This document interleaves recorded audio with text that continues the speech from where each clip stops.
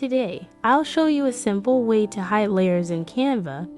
When you want to hide an element in your design, just follow these steps. 1. Select the element you want to hide. 2. Go to Position and click on Layers. 3. To hide the layer, you have to Options. Send the layer to the back if there's something on top of it.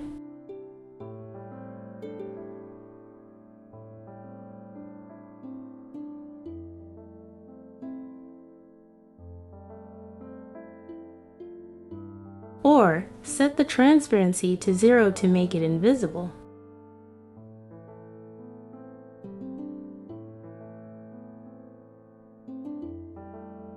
To manage hidden layers, check the Layers panel. Blank layers indicate hidden elements with 0 transparency. And that's it!